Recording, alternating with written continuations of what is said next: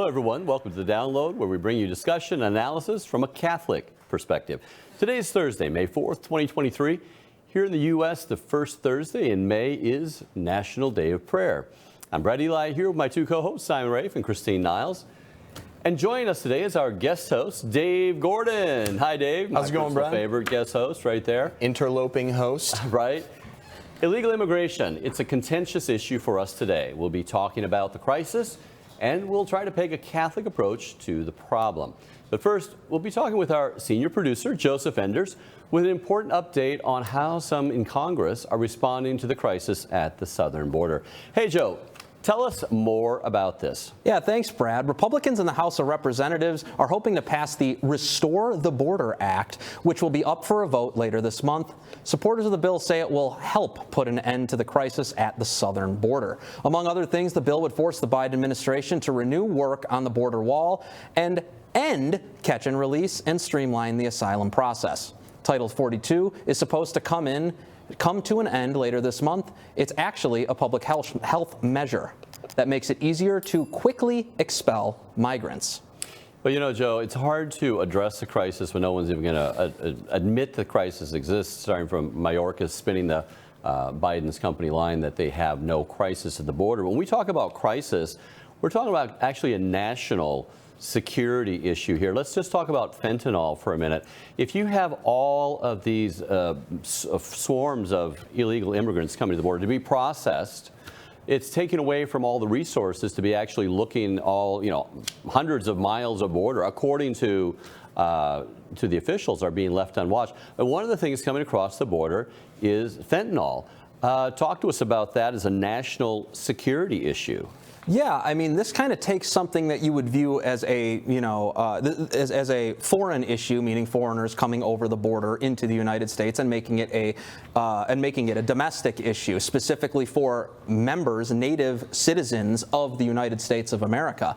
We have overdosing problems unseen in this country. I believe in the past 2 years, deaths from fentanyl have increased by up to 94%.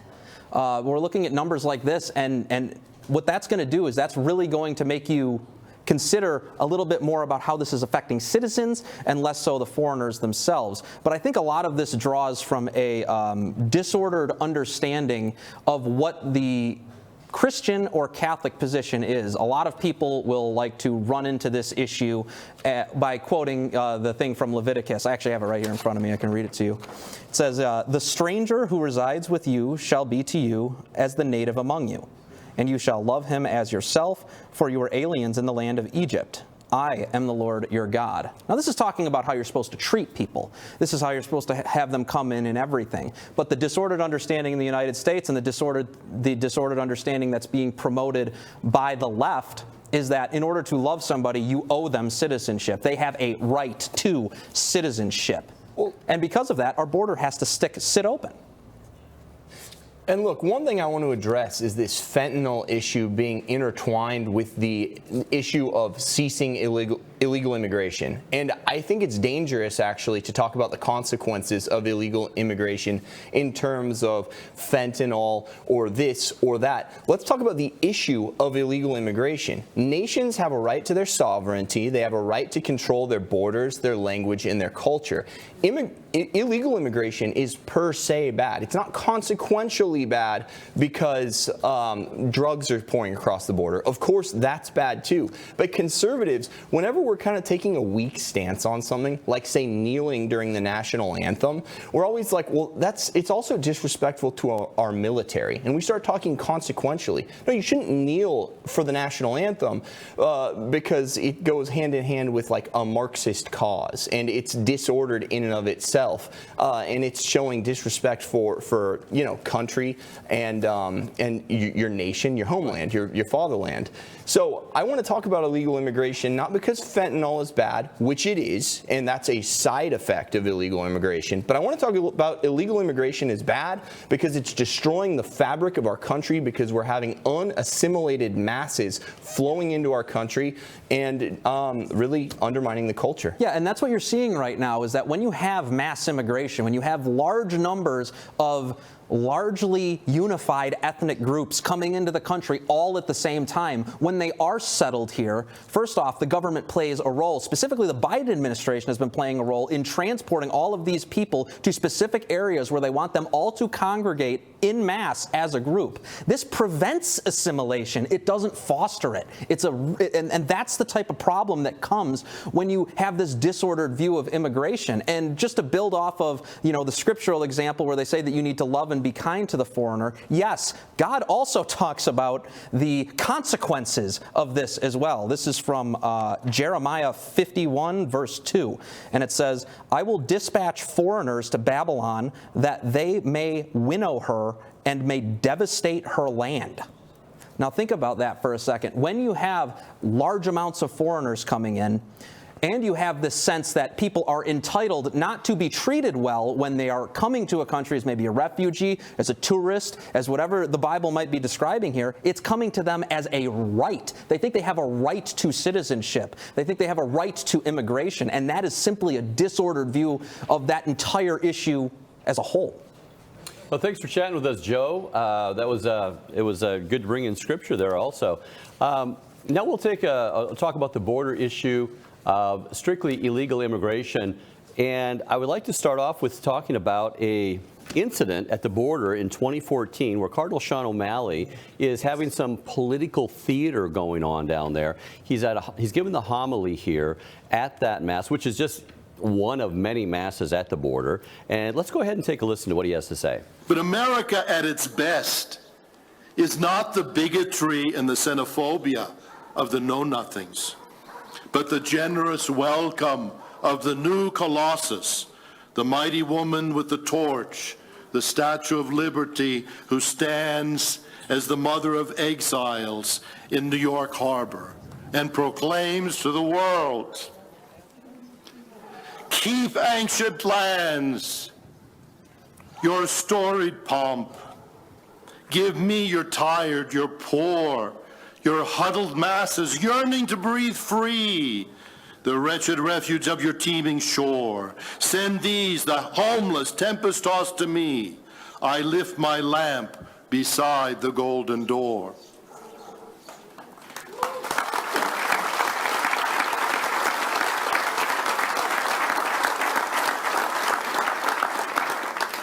We must be vigilant that lamp continues to burn brightly, showing the world that the United States is a land of good Samaritans, good neighbors, where wise and just laws will protect the dignity and the rights of our citizens as well as of our immigrants. Yeah, he speaks there as if all the immigrants are coming and legally and abiding by all the laws, with not breaking the laws upon entering the country. He's not speaking about caravans coming and swarming the border, leaving the border unprotected in many places. He's not talking about the catch and release program where you're caught is illegal and turned loose in this country, saying on your honor you're going to appear in court, when only 13% of them are going to appear in court. You're not getting off to a very legal step there coming into the country. He's ignoring all that, ignoring the human condition, all the kids that are unaccompanied, all the coyotes that are bringing them up here, the whole fentanyl crisis, all these other sidebar issues. None of that seems to be on the radar whatsoever. Yeah, I think it's actually, there's a couple of things that I would want to talk about. Firstly, on this issue of legality, obviously Cardinal O'Malley there is bound by a number of different legal structures, one of which is canon law.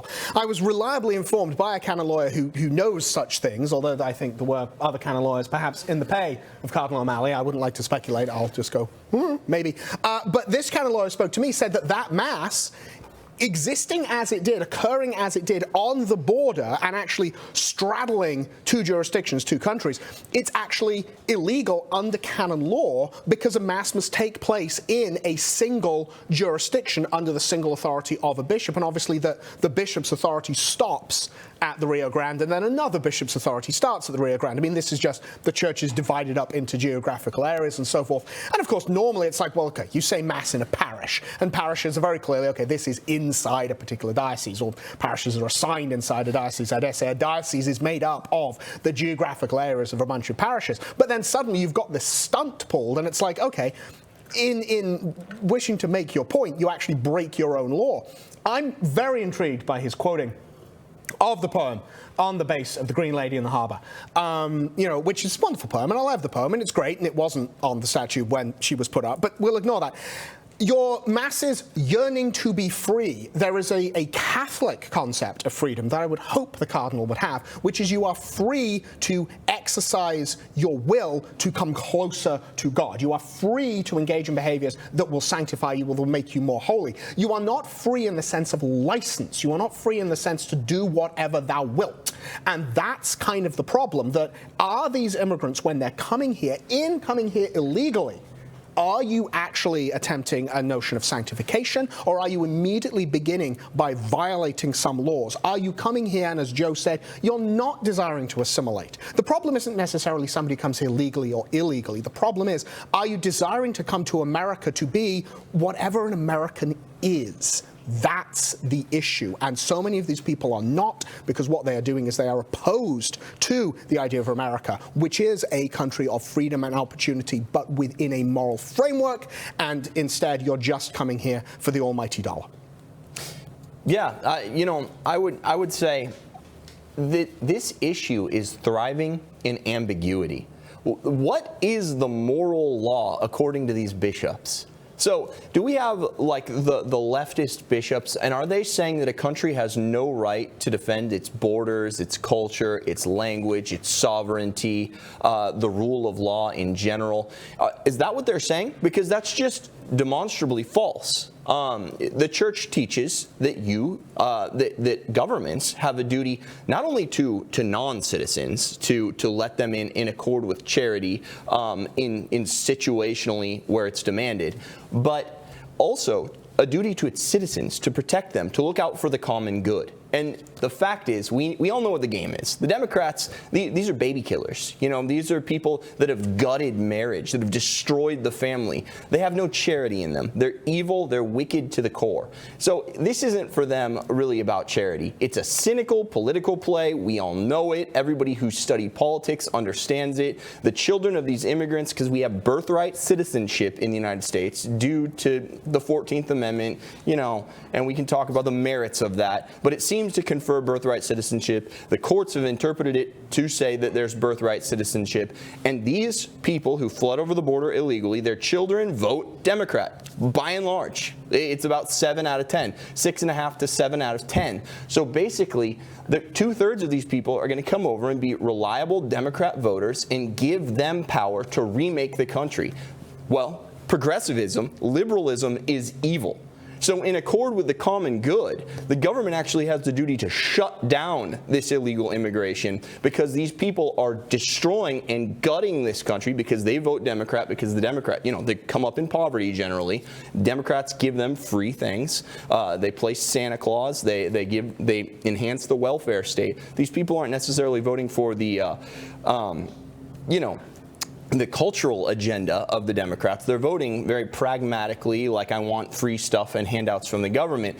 So in exchange for that, they're giving the Democrats power, and the Democrats are remaking the fabric of society into a progressive dystopia, and that militates against the common good, of course. So let's hear the bishops talk about this. Let's hear the full analysis. Instead, we're just getting this one-sided analysis where it's like, well, of necessity, you have to accept every Tom, Dick, and Harry that presents himself at the border or jumps over the fence. Even worse. Yeah, the Catechism is very clear in paragraph 2241. It says that political authorities, for the sake of the common good, may make the exercise of the right to immigrate subject to various juridical conditions, et cetera, et cetera. Immigrants are obliged to respect with gratitude the material and spiritual heritage of the country that receives them, to obey its laws, and to assist in carrying civic burdens. So clearly, there has to be a balance here. And the problem is the bishops are not balanced on this score, because the only message you ever seem to hear is you must welcome the stranger or else you violate charity. That's the essential message we're always hearing from the bishops is, if you don't welcome the stranger, oh, you're not being charitable, what's wrong with you? And let's hold these politicized masses at the border, because that's what they are. They're politicizing the mass at the border, which is wrong. You can't do that with the mass. And if we've talked about this a lot. Why do the bishops always talk about immigration? Why? Why do they have national calls for people to call up their legislators and insist on this immigration law or that? And they never do this for pro-life laws. Why is that? Because immigration is the bishop's cash cow. Let me just run a few stats. The bishops get an enormous amount of money every single year from the federal government. In 2013, they got $74 million from the federal government specifically for their Office of Migrant Activities. That's 32% of their entire annual budget. That went up in 2014 under Obama, of course, $80 million. That's 33% of their budget. In 2015, it went up to $81 million, 38%, and then 2016 was like the high water mark. They got almost $100 million from the federal government. That's nearly 40% of their entire annual budget. Do you know why they spoke out against Trump so much? Because when he came in the next year, he cut it down to $75 million, and then it kept going down lower and lower because Trump was like, no, that's enough of this. So that's why. If you guys, I spoke to an insider who used to work at the USCCB, U.S. Bishops Conference, and this insider told me that it was all immigration. Everybody wanted to focus on immigration, and the pro-life department was the most neglected department in the entire USCCB. Yeah, it's where all that money's coming from, like you say, is the Democratic Party. And why? Because actually they see it as something they want to invest in. They want to give their money away as Democrats because they're going to get votes in return. You want the welfare state in this country. And basically it goes along with the communist ideals, socialist ideals anyway, socialism, of this wealth redistribution. When you say they want free stuff, that stuff ain't free. You know, every taxpayer is paying for that stuff. The federal government has no money on its own except what it takes from somebody else. Absolutely. So the government getting all the taxpayer money and redistributing it and spending it into oblivion, which is what they're really good at. They're really good at taking your credit card and keep swiping it to the tune of $30+ trillion now in debt. So that wealth redistribution is one of their things going on, getting votes, securing their future in election. So yeah, they're going to keep throwing your money at the bishops to fund this whole system going on, and that's why the bishops are all championing it all over the place. That's why when you say a leftist bishop, you mean someone who's really at the Democrat talking points all the time because they're paid to do that through these social programs. And the way it works too is, you know, Catholic Charities has satellite offices all over the place, many on the border. They're the ones who do intake with these migrants. They get a certain amount of money per head, like thousands of dollars per immigrant that they bring in. So, of course, they get a cut of that, you know, for their salaries and whatever else they want to do. And so it benefits them, Catholic Charities. The more immigrants, for them, the better. Yeah. I think as well, we actually need to discuss about this notion of illegal immigration, and we need to disabuse people of the idea that it's hard to get into the United States. It is actually not, certainly not comparatively. There are various ways to measure how easy it is to emigrate to a country. For example, I think Singapore, you just can literally turn up and write a check and you can become a citizen of Singapore because that's how the city-state runs it. Hey, good on you, Singapore. But there are various countries in the world, and it's lesser easiness, greater easiness, harder, simpler to get in. The United States as a country to actually emigrate to is really not very hard at all. The United States allows a huge number of people in. It allows people who are refugees. It allows people who are coming here just to live here. It allows people who are coming here to marry. It allows people who are persecuted. It allows people to come here on, there's actually what's called, it's called various things, but it's used often by celebrities and models because they come in and they have a particular special talent. And of course, your particular special talent is you're absolutely drop-dead gorgeous and you want to be the spokesmodel for some American firm, and you get to come in and emigrate like that. Now, the United States has multiple methods for doing this. I've been through the process of emigrating to the United States. It's not actually that difficult. This isn't some awful thing where the United States are not going to let you in and there's you can't get in. What they do not want to have happen is they do not want people who are going to come into the United States, which there is no reason or rationale for them to come in. And that is the same for every single country in the world. In other countries in the world, you've got to prove the ability to speak multiple languages before they'll let you in. You've got to prove the ability that you're going to not be in any way, shape, or form a burden on the country. You've got to prove that you've got a job waiting for you, that you've got all these opportunities and things. The United States are much more open with regard to that. One of the problems with the notion of illegal immigration is you've got people coming in because they want some degree of economic opportunity, but when they do arrive, they get exploited. So we all are fully aware of the idea of the person who comes into the country and they end up doing some job that Americans won't do. And the reason Americans won't do it is because the companies paying the money are not paying enough for the Americans to do it. Why are they not paying enough? One, in many cases they're getting paid under the table, so they're not paying taxes. And two, these companies are exploiting these people because it's like, hey, you are going to work for half the price an American would work for, and you're not going to pay taxes, there's no Social Security for you, I'm paying you under the table. And if you don't, I'm going to hold over your head a threat and a call to ICE. That is modern day slavery. That happens in the construction industries. It happens in the hospitality industries. It happens in the agricultural industries. You will notice that all these things, cheap housing, cheap domestic servants, and cheap food are the thing that allow the upper middle class in this country, which is overwhelming the people who vote for the Democrats, to retain their standard of living.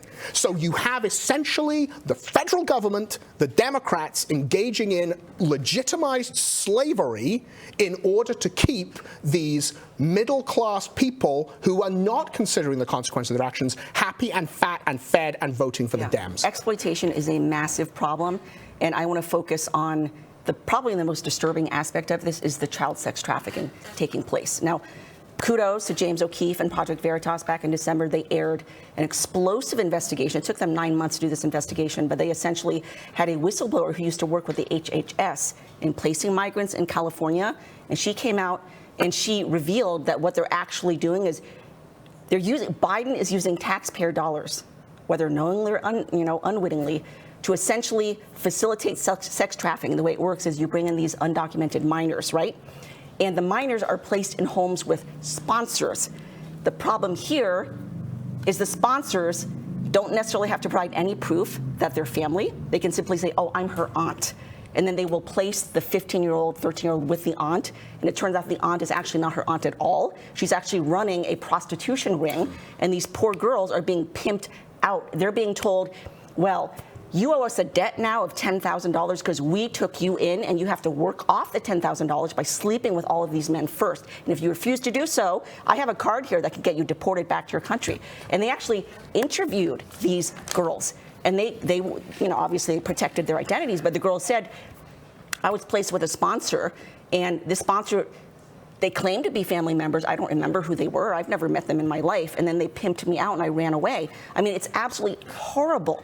And Tara Lee Rodas is the name of the woman who worked with HHS. She just spoke before Congress last week. I encourage everyone, you can find her testimony on Twitter. But she said, we're literally paying to put children in the hands of criminals. She was horrified. She said these sponsors are criminals, they're sex traffickers, they're drug traffickers. And when she confronted HHS officials about this, they actually knew that this was going on, and they said, listen, we can't get sued by sex traffickers, we can't get sued by drug traffickers, so just don't talk about it, because they're more worried about the lawsuits. It's horrific. I want to pivot to something else, because I still want to keep holding the bishops accountable for the hypocrisy and the selling out king and country for like the 30 shekels of silver, and also just the selling out the moral law for their 30 shekels of silver. Look, I'm sick of all the pandering to the Latin American community, where it's like we're going to go to the border and hold a mass there, like as if Latin Americans are the only immigrants that exist. There's a whole world full of really poor people, and you can go to India or you can go to sub-Saharan Africa. There's people who would love to immigrate from those countries, from those areas of the world whose poverty is a lot more severe than the poverty in Mexico, just by or South America, just by virtue of being close to the United States doesn't give these people like a golden ticket into the country or to the front of the line of immigration. If these bishops really care about like charity to the least among us, to the poorest in the human community, stop focusing so much on Latin America and pandering these people so much and going down and having the corny border masses. It's like, how about we get a mass for people who are coming out of the poorest of the poor in the slums of India? How about we keep more immigration out of America from Latin America so we can accept more immigration from Asia, from Africa, and these people are much poorer than what we're seeing in Latin America. It's not fair. It's a fairness issue, and no one's. I'm sick of the lefties, the progressives, claiming the moral high ground on these things, and no one's holding their feet to the fire for their hypocrisy and their own wickedness. By hyper-focusing on Latin America, because that's, what obviously the government is really talking about when it's talking about immigration. It's talking about illegal immigration and this flood of voters over, or future voters over. By hyper-focusing on that, it's to the detriment of the rest of the world, and that's not right. So where are you, bishops? Where are you on that? Well, the reason that bishops focus on that is because we share a border with, Latin America, and so that's where another aspect. Share a border with Canada. There's not a load of Canucks screaming over the 49th parallel. I know the people from down there want to come up here, and it benefits the bishops because they know that they're losing Catholics in the pews. So that's another aspect of this is these undocumented, illegal aliens are coming in. They're actually, many of them are Catholics. They're filling up the pews. They're putting, donations in the coffers of the bishops, and that's part of it as well. Because, and so in a sense, it's masking the number of Catholics who are actually leaving the faith. And what's really interesting too is even though Hispanics are primarily Catholic, there's a surprising number of Hispanics who are turning to Islam. And why are they turning to Islam? Because the Catholicism they encounter in the United States right now is so effeminate. And the Hispanic culture tends to be like machismo, right? Machismo and tough and masculine. And a lot of them are not finding it in the American church. So what do? They turn to Islam. Yeah, I was going to bring that point up, that this thing is, the bishops are essentially whistling past the graveyard on this. It's like, let's bring in these people from Latin America, Hispanics, Latinos, whatever is the current thing to call them. Bring them in, and they will fill our pews for one generation. That one generation in, once they've integrated, they are no different from the rest of the population. They leave the church at the same level because, as you say, Christine, the practice of the faith in the United States is just so un-Catholic, in every sense. I think there is a certain degree of, the appeal of the machismo there within, the Latin American community, in the sense that they are going to Islam. But you know what? A whole bunch of them are they're leaving everything. Yeah. There's no sense of prayer. Today's the National Day of Prayer. Immigrant comes in this year, we'll pray in the National Day of Prayer. This time next year, probably won't say a prayer. Statistically, he won't. He will have left because he will have imbibed the milieu of the United States, which is completely secular. Dave, you were talking about earlier on about the obligation perhaps to welcome the foreigner, but also the obligation, first and foremost, to your own country. I was bringing up this issue to a good Catholic man several years ago, and he pointed to downtown Detroit and said, are we taking care of the people in our own backyard, our American citizens? Are we putting them to work, or are we just looking at trying to better the Latin American communities coming in, that they are not, as of right now, American citizens? Are we taking care of American citizens? That's our first and foremost common good. And that's the thing that's missing in the whole social left thing is America first, in the rightly ordered sense, is taking care of your own people in your own country to make sure everybody's doing all right before you start building walls and building up the military around the world and getting everybody else into this country and getting them all set up. What are you doing for the people in your own country? Are you stamping out that type of poverty, putting everybody to work, solving the social evils that? And there is no focus on that. It really is unbalanced, not only just looking at some other country's place to have them come in, but are we doing what we can for the people in our own backyard?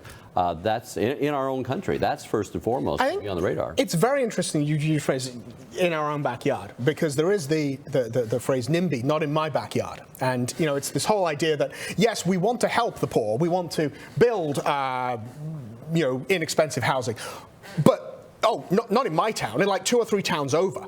And there's this perpetual thing that occurs within that, affluent middle class thing. It's like, yes, we need to help the immigrants. We need to help the poor. We need to help these people. But, not if it damages my property value. Not if it causes some problem for me. The biblical quotes that we had, the scripture quotes, they're talking about the foreigner. Those are dating from a period when the notion of citizenship was not like a juridical issue. There wasn't really this question of, okay, you are living in Babylon, but you are not a Babylonian citizen. That wasn't it. Oh, you're in Babylon? You are within the reach of the sword arm of the king of Babylon? You're Babylonian. That's what you are. They're speaking to this notion of treat the foreigner among you from an ethnic perspective. He's close to you, he's living with you, you cannot have some kind of ethnic, racial prejudice against this fellow. Right now here, obviously down in Detroit, we've got people who are foreigners to us, to the people elsewhere in Metro Detroit, in the suburbs, getting out into Ann Arbor, getting out into Lansing, all of those places, the people there, they're absolutely foreign in that sense. They're not part of your small little enclave community. Where is your help and assistance for that? Or are you just wanting to bring in people who are very definitely foreigners, but keep them as foreigners? Yeah. You know, that whole thing of like, stop, Mr. Texas Governor, sending me immigrants. Oh my gosh, that reminds me of DeSantis' brilliant stunt of sending 50 immigrants to Martha's Vineyard. And it brought so much. Behold the foreigners. It brought so much national attention to this because, you know, it's like these liberal, you know, upscale white liberals were like, oh yeah, we have to welcome the foreigner, but no, not here. And so they were immediately bussed out of there. Yeah. not these foreigners unless they're wearing a maid's uniform. Exactly. I'm always told by bishops that we have to respect other cultures and whatnot, and respect other people's sovereignty and respect their customs, right? That's the mantra you get from the cultural relativists, you know, that pervade the church. Well, it's like America has a culture. So where are you on the ideological enculturation that's taking place? The flow of people into America who are not imbibing American ideals, but are very much retaining the ideas of their native country and just setting up little ghettos here, little shops, and not assimilating. Where are you on that? Because that's very destructive to our culture, and our government has a duty to look out for, yes, American culture. So we always hear the white liberals talking about the great cultures, the Aboriginal cultures, you know, where they eat each other and stuff, and that's all good. That's equal to, you know, high European society in the eyes of the white liberal. Well then, what about ours? What about protecting our culture from what is truly an invasion of people with a lot of times third world values? They're importing their third world values, and a lot of them don't obey traffic laws. They don't obey drunk driving laws, and the statistics bear this out. I don't want that. We are a nation of law. We need to assimilate people to our values. Well, I think, you know, looking at this, you mentioned, you know, high European culture as kind of implying that is the American culture, and it's not. The American culture is a very unique and wonderful thing that dates from arguably like the middle of the 1600s. There is a long period of development that comes out of there, of this unique colonial experiment that comes and with the later 18th century American Revolution, the establishment of the United States. And there is a unique and beautiful culture that the United States has that so many people today, because of poor education or just not willingness to know, or because it's useful to them to stay there, say, well, there is no American culture. We're a melting pot. America is not a melting pot. People need to get rid of this idea. America is not like some big stew and you can just throw anything you like into it and it's always going to be America. That's not how it is. You have got the founding fathers who had principles and ideals and ideas, and you can find these in the literature of the time. And then there is, okay, what can we add to this to take from the best of certain cultures? America, if you want to use a culinary metaphor, it's not some grab bag melting pot. What it is it's essentially like, it's tomato soup, okay? Or tomato soup as it would be called here. But it's tomato soup, okay? And the fundamental thing that you have in tomato soup, it tastes of tomatoes. It's tomato soup. Now, do you add some chilies? Do you add some onion? Do you put in some garlic? Do you add some curry from India? Debatable. Do you add some, it is debatable. Do you add, some kimchi from, the Far East? Do you add these various things into that? Do you put in pork? Do you put in chicken? What do you do? But ultimately, it's still fundamentally, it's tomato soup. It's still American culture. You want to come along and talk about that as the problem is, it's not that I think that they're denigrating American culture, the high European culture, or any other kind of white culture. I think they genuinely think white people don't have culture because they have not been educated on it. I want to come back to this because you mentioned obeying laws, right? And this is one of the things that the Biden White House never ever wants to mention is the crime. The crime. I mean, the migrants, undocumented migrants, illegal aliens, commit a massive portion of federal crimes in this country. In fact, a quarter of federal crimes in this country are committed by migrants at the border. Just a few numbers here. 24% of all federal drug arrests. That's a quarter of all federal drug arrests are undocumented migrants. 25% of all federal property arrests, migrants. 28% of all federal fraud arrests, migrants. And, I have spoken to individuals in Texas living on the border and things like that. And these people are desperate because their stories are not being told other than on a few conservative media outlets.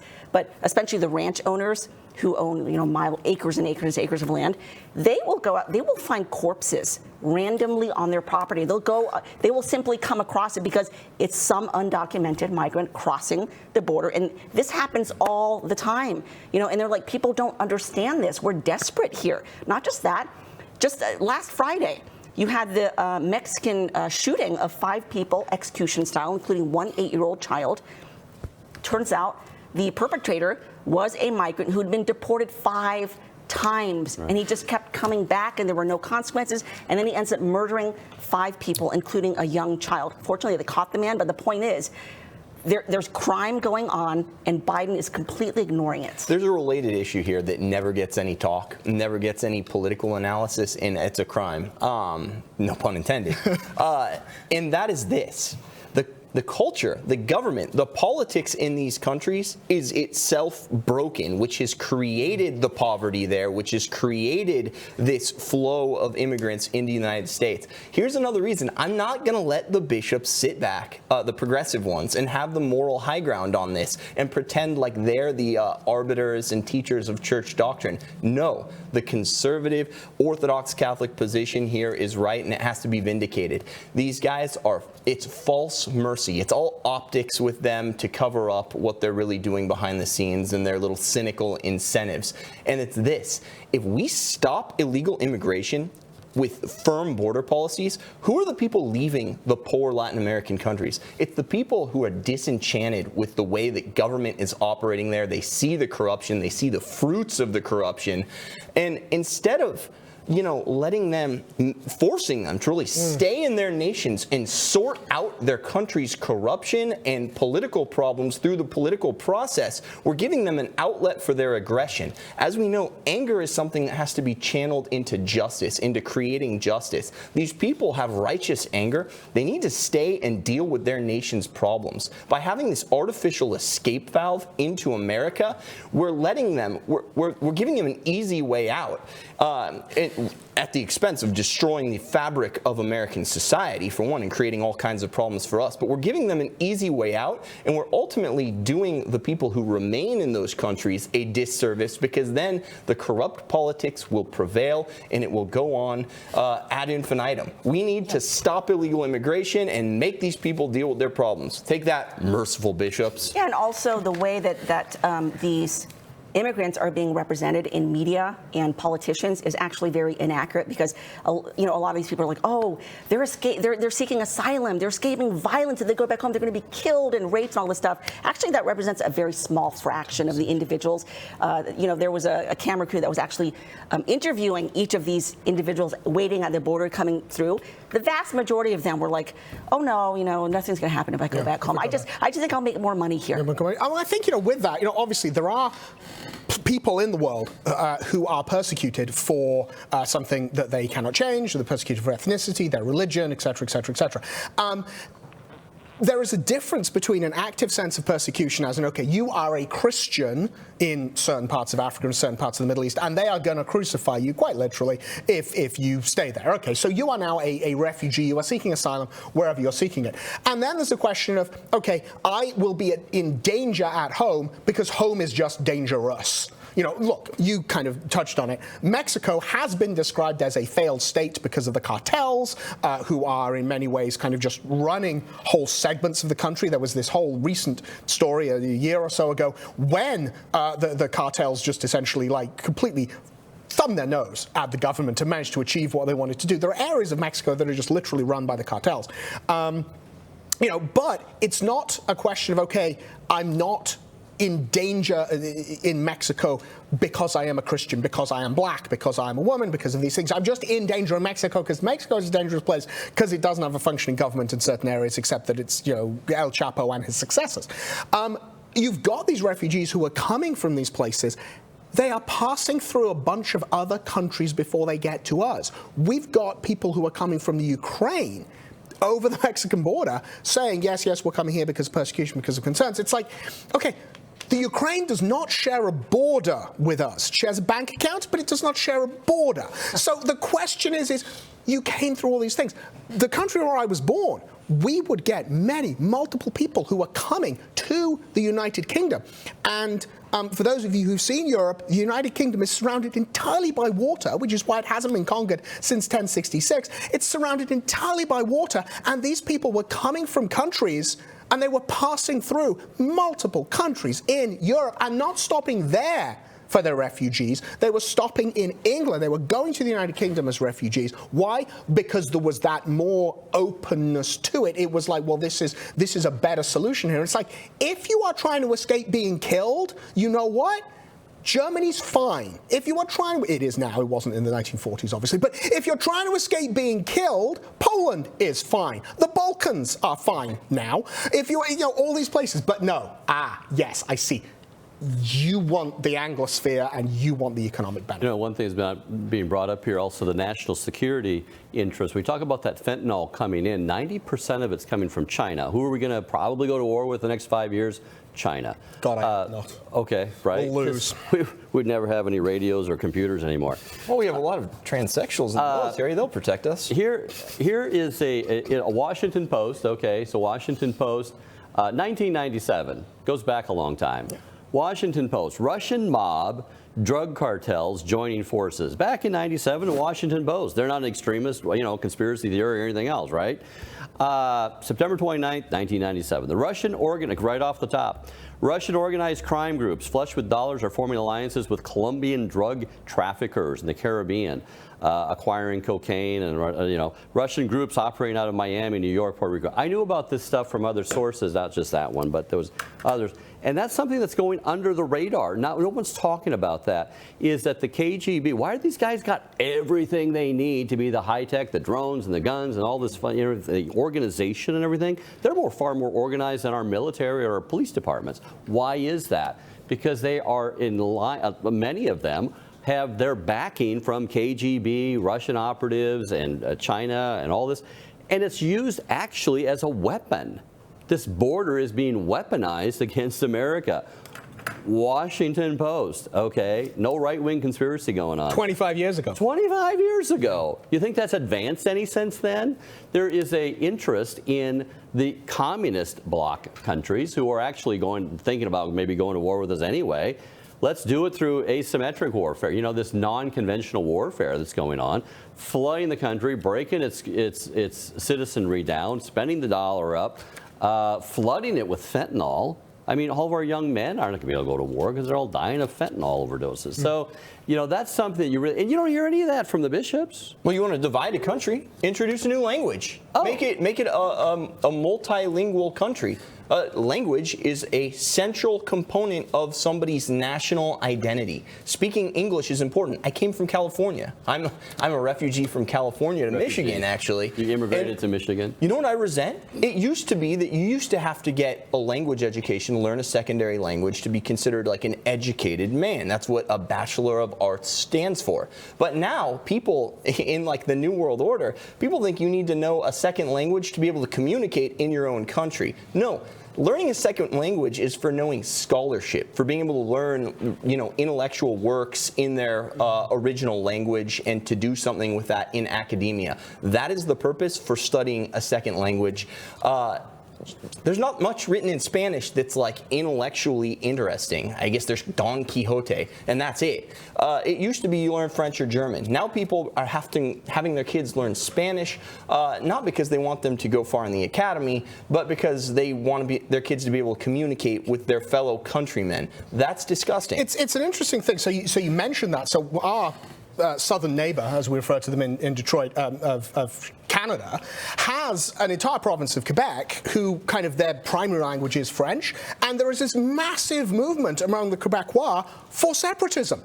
Which is the thing. You go to certain places like, for example, Catalonia, Barcelona in Spain, they speak Catalan, which is a variation of the Spanish language. Of course, most people, I think, in Barcelona and Catalonia can speak, Castilian Spanish. But again, massive separatist movement there. In the United Kingdom, the Welsh speak the language Welsh, as it's suggested, which is a very ancient and noble language. But there is a movement among Welsh separatists to bring that language back to the fore and do it more, as opposed to saying, guys, we're a polity. If you wish to have the language there as a thing to keep your culture and keep your heritage and stuff, we're not saying, Polish Americans shouldn't speak Polish at home. Absolutely, I think that's a wonderful thing. But it's like, stop trying to make it into some sort of official language, because as you say, Dave, it divides the country, because now you've got the question of, okay, do you speak English, do you speak Spanish, do you speak Catalan, do you speak Castilian, do you speak English, do you speak Welsh, what do you speak? People will notice that yes, I have an English accent, but I do speak American English, and I make a very deliberate effort to do so because I'm here. I wanted to read a tweet from the Border Patrol Union about some stats. This was just tweeted yesterday. Don't believe anything the White House says. In the last 10 days, 7,700 arrests per day at the border. That's a lot. Title 42 has not ended yet. It's going to get worse. 700% increase over normal day during Obama and Trump administrations. Under Biden, 700% increase. And then he goes on to write, we have lying propagandists running this country and DHS right now. So we're not being told the truth at all. The other thing is circling back on one of the most disturbing aspects, the children, even if they're not being prostituted. This is from New York Times, actually, an article, 130,000 unaccompanied minors entered the U.S. last year. So that's kind of a number there. But this is where it's problematic. The New York Times itself, here's a quote from the New York Times, while HHS, Health and Human Services, checks on all minors by calling them a month after they begin living with their sponsors, as you were talking about there, data obtained by the Times showed that over the last 2 years, the agency could not reach 85,000 children. Couldn't reach them. Overall, the agency lost immediate contact with a third of the migrant children. So that dovetails on what we're talking about here, the children. They're coming up here, and somehow not only is the lying, but at least they're just completely incompetent. Now, do you think all of these people who are at the most vulnerable probably don't speak the language, don't have any money, they're just kids. There's kids, and they're dropped off in whoever's got them, and now they're completely off the radar? There aren't enough milk cartons. What is happening? To put them on. I mean, but in all seriousness, some child goes missing, and her face is on a milk carton, and it's wall to wall on Fox, provided she's blonde and blue-eyed and white. But these 85,000 children. Yeah, and according to this expose by Project Veritas, a lot of these children can't even speak English, and so they don't even know how to ask for help if they need to ask for help. And so you have either these children being forced into prostitution, or if they can't stand anymore, they run away, and then they end up homeless on the streets. So they're just stuck on the streets. They're just stuck on the streets in New York City over a winter. And you know what you call a child who is on the streets in New York City in the winter? A corpse. No, you don't think the bishop, like Sean O'Malley, he's an educated guy, he should be able to read the New York Times or whatever, see exposés. You don't think he knows anything about that? And if not, you're so incompetent, you shouldn't even be speaking about these type of things. To know the drastic problems that are coming up here, and you don't have any of that side whatsoever, no nuance to balance the whole one-sided discussion, as if, like you say, all of them are asylum seekers, when only a very small part. And what about all the exploitation going on and the drugs coming in? And these cartels are being weaponized against America anyway. There was on Fox 100, 200 miles of border. The agents are saying we don't even have eyes on that anymore because we're all pulled in to process 7,000 people on one day. Every time a big caravan swarm comes in, we can't cover all of that border. What about all the dirty bombs, the nuclear dirty bombs coming in, and all the forward deploying of weapons and all this type of thing that's going to happen because you have enemies of the country? We're talking about kind of like Britain used to fight the wars back in the day. You march up to the line and you march up the line and we both level our muskets and shoot. We're still thinking that that's the way battles are fought these days. It's a far more insidious and behind-the-scenes battles that are being fought, and we don't even have that on our radar whatsoever. And people, too, are asking, well, why is Biden allowing this to happen? Because it's clearly destroying our country. Like, why? Why is he allowing this to happen? You have to understand, most of these immigrants coming in, they vote Democrat. So he gets the votes, millions of extra votes for the Democrats. That's what they care about fundamentally. It's power. Come on. I mean, everybody knows that. It's not, oh, we care about you and therefore come in. It's, we want to stay in power. We need your votes. Bring them in. Well, I think there's also the possibility that if we are going to go to war with China, which I really don't hope because we'll lose, but if we are going to war with China, and to Brad's point of like asymmetric warfare and so forth, and this is a vector to get things in, to get fentanyl in, to get bombs, to get terrorists, to get, fifth columns, whatever you want to do, if it's a vector to do it, because they're focusing on a small bit of the border and there's a huge, hole in the fence is not even the fence, at that point, you know what? How many times have we heard that China Joe, that Biden, Beijing Biden, he's in the pocket of Chairman Winnie the Pooh? How many times have we heard that? I mean, we led into this with this being a moral, it's been moralized. The bishops have moralized to us on this. And I really want to pound the point home that they don't get to claim the moral high ground.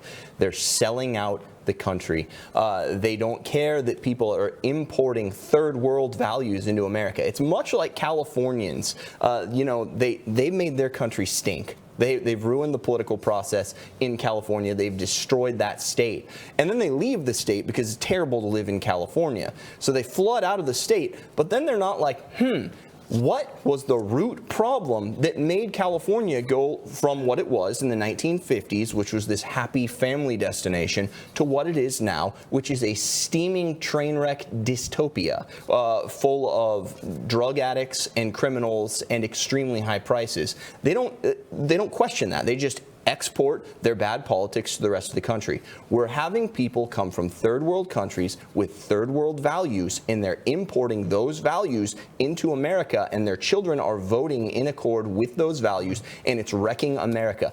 Bishops, you are the Benedict Arnolds, the ones who are moralizing to the rest of the faithful on this, trying to make me feel bad for having patriotism, which falls under the fourth commandment. I have a duty to love my fatherland. It's under the fourth commandment. All moralists put it there. You are trying to put this on me. No, I put this on you. You are a Benedict Arnold. You are selling out your country for, again, a few shekels, and maybe you're a useful idiot because you've been propagandized or not formed well in seminaries. Well, that ends here. Let's cast down the gauntlet. I'm sick of it. I reject illegal immigration because we're bringing in a mass of people with bad political values and bad understandings of things, and they're ruining American society. Benedict Arnold gets a bad rap. It won't end until the cash cow ends. It won't end until the money ends. Yeah, that's true. And I think, Dave, if you had your day in court with the bishops, just face to face, just talk to them like that, they would look at you as a blank stare. Like, what are you talking about? Where are you coming from? And that's really worrying me. How are they in that bubble and stay in that echo chamber so strongly that they can't listen to all the reasoning? Well, thanks for joining us in today's episode of The Download. Now, please join us as we finish a prayer begging Our Lady's intercession for our nation and our church. In the name of the Father, and of the Son, and of the Holy Spirit. Amen. Salve Regina. Mater misericordiae, vita dulcedo et spes nostra salve. A te clamamus, exules filii Eve. A te suspiramus, gementes et flentes, in hac lacrimarum vale. Ea ergo advocata nostra, illos tuos misericordes oculos ad nos converte, et Iesum benedictum fructum ventris tui, nobis post hoc exilium ostende, o clemens, o pia, o dulcis Virgo Maria. Amen. Omni Patris et Filii et Spiritus Sancti. Amen. Thank you again for joining us for this episode of The Download. Be sure to tune in for a new episode like this every weekday, 5 p.m. Eastern Time. From all of us here at Church Militant, God bless you.